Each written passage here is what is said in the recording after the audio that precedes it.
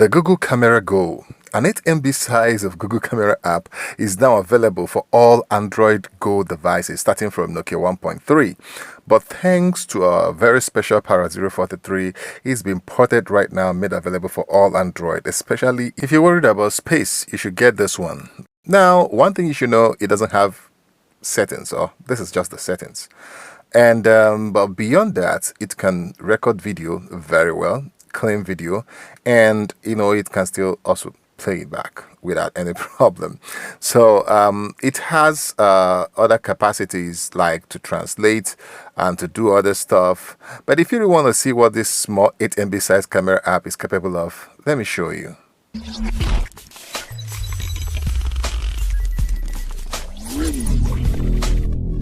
Welcome back to Smart Depot. If this is your first time of watching a video, you like this video, please click on that subscribe button right now, because we'll always be bringing you out whenever it comes out. So when it comes to this Google Camera Go, I'm just quite impressed how an 8 MB size of camera application can have so much processing capacities to be able to get good quality pictures. Yes, it's not as good as the main Google camera, but the difference sometimes is kind of insignificant.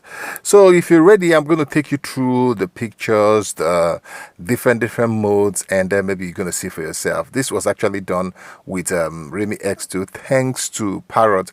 It's now been ported and made available to all devices. So if you have friends, relative, brother, sister, anybody that has a phone that doesn't have big memory, I mean, this 8 MB size can just go in there and still do great things, capture the best pictures that you could get, especially for low entry phones that doesn't have so much memory. So I'm going to take you through all of them now for you to see for yourself how good this camera app is.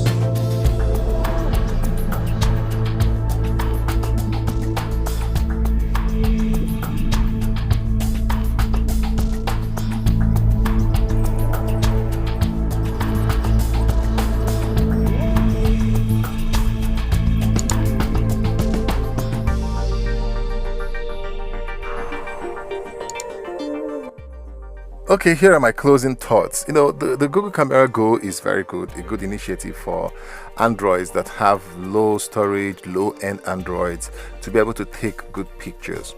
I mean, it was able to take good pictures with this sensor, Samsung 64MP GW1, but I wonder if you take it to a very, very low-end, poor, sensor hardware cameras, will it be able to do the same? But all that said, it has that good color processing, good saturation, so I believe it will be way better than some of the stock cameras that you see in the very lowest end of Android. So if you have friends, sisters, uncle, daddies that still need to use camera sometimes, you can put it for them. I think it will be better than what you have there as stock. So for me, I think it's a good initiative from Google to be able to put that in, and also, yeah, I like it. So and we tell you we're going to break it out for you. So that'll be it. Make sure you subscribe to the channel, and we'll keep bringing you updates on the newest thing that is happening in Gcam and in camera and in smartphones. And wherever you are, just stay safe, and I'll see you in the next video. Peace out. Subscribe. I'll see you.